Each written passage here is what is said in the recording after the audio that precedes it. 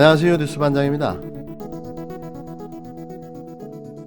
김건희 씨 건강 이야기가 오늘 주제인데 네. 건강 상황이 지금 어떻다는 겁니까? 윤 총장 지인들에 따르면 아내가 스트레스를 워낙 많이 받아서 식사도 잘 못하는 상황이라 그 체중이 너무 과하게 줄어서 주변에서 걱정을 많이 한다고 합니다. 예. 윤 총장이 원래 좀 요리를 잘하는데 최근 들어 아내에게 도시락까지 사줄 정도라고 합니다. 그래서 김건희 씨 입장에서는 요즘엔 누굴 만나든 말들이 나온 상황이라 사람도 못 만나고 예. 거의 유일하게 할 수 있는 외부 활동이 강아지 산책 정도다 이런 얘기가 나오고 있습니다. 예.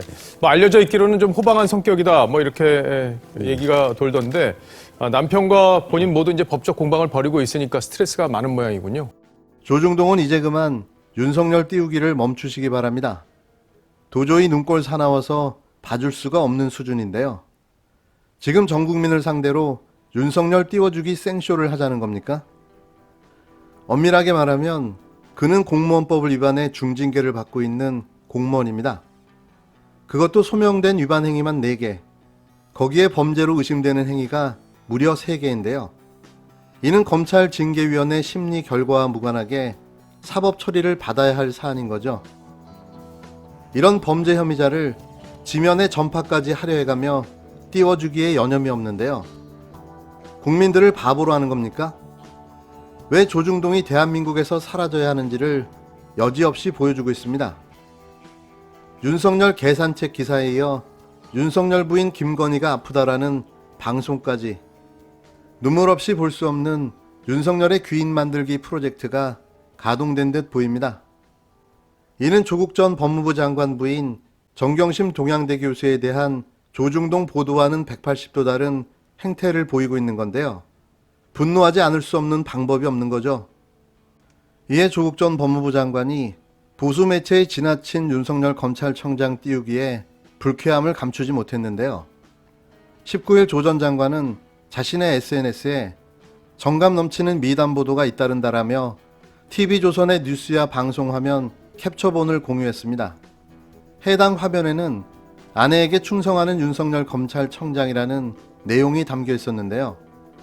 TV조선은 윤 청장이 스트레스를 많이 받아 식사도 잘 못하고 체중이 과하게 줄어든 배우자 김건희 씨를 위해 도시락까지 싸줄 정도로 부인을 무척 챙긴다라며 윤석열 아내가 아파서라기보다 아내에게 충성하는 남편으로 표현하는 것이 낫겠다라고 주장하기도 했습니다.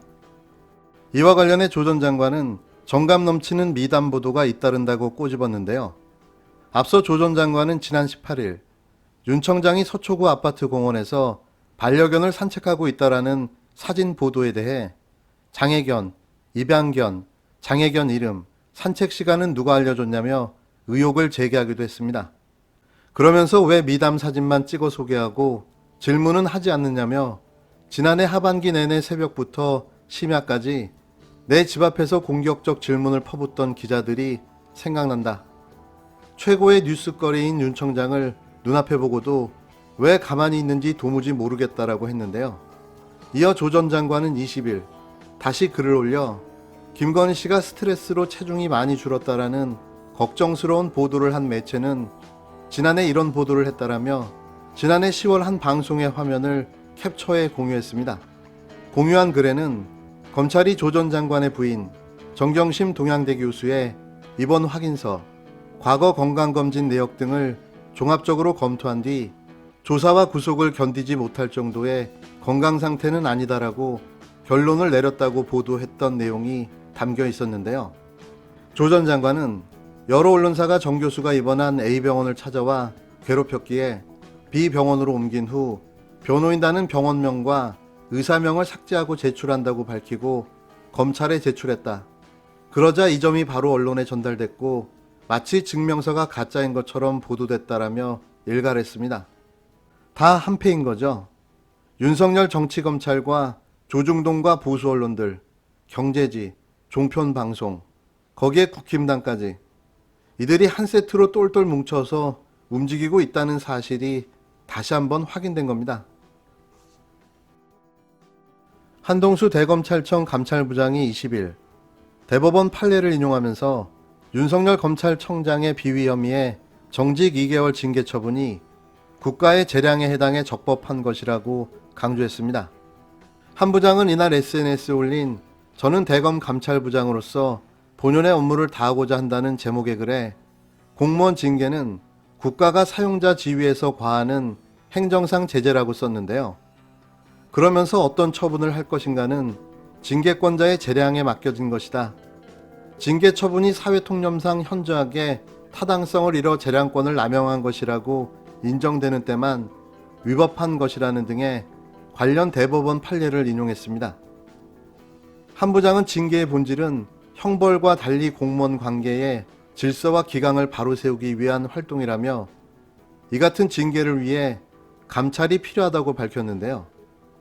윤 청장에 대한 감찰이 내부기강 확립 차원에서 정당했음을 재차 강조한 것이라는 해석이 나옵니다.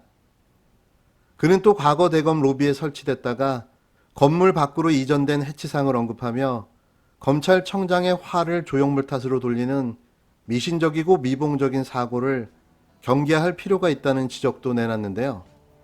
대검은 지난 1999년 5월 1일 법의 날을 맞아 청사에 해치상을 설치했습니다. 해치는 신양과 식죄라는 별칭처럼 나쁘고 그릇된 것을 뿔로 받아버리는 동양적 정의와 법의 상징으로 꼽히는데요. 하지만 그해 온 로비 사건에 연루된 검찰청장이 구속되면서 해치 머리가 있는 웹불이 대검 간부들의 집무실을 들이받는 양상이어서 검찰이 순환을 겪는다는 여론이 일자 대검은 해치상을 청사 내 공원으로 옮겼습니다. 한 부장은 조직기강의 숙정을 위해 제작 기증하신 분들의 뜻과 충정을 존중해 해치상을 원래 있던 대로 대검 로비로 다시 들여놓는 것도 좋은 것 같다라는 생각이 든다며 해치상 이전을 제안했는데요. 한 부장의 이런 제안은 남 탓을 하지 말고 자신들을 돌아보라는 의미로 돌려까기 한 것으로 보여집니다. 그러니까 윤석열이 지금 벌이는 각종 행정소송은 별 의미가 없다는 말로 풀이됩니다.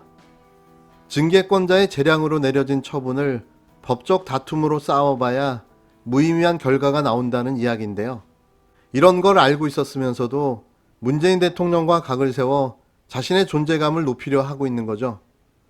윤석열은 반드시 그 대가를 치르게 될 것입니다. 윤석열 총장의 경우에도 국민을 좀 잘 섬기는 결단을 하는 게 좋지 않겠냐 이렇게 생각합니다. 추 장관이 검찰개혁에 대한 확고한 의지를 가지고 사실은 힘든 과제를 감당을 해왔죠. 저는 뭐 그런 부분에 대해서는 평가합니다. 그런데 이제 검찰 개혁이라고 하는 중차대한 과제를 어느 정도 마무리하고 대통령께 사의를 표명을 한 상태 아닙니까? 네.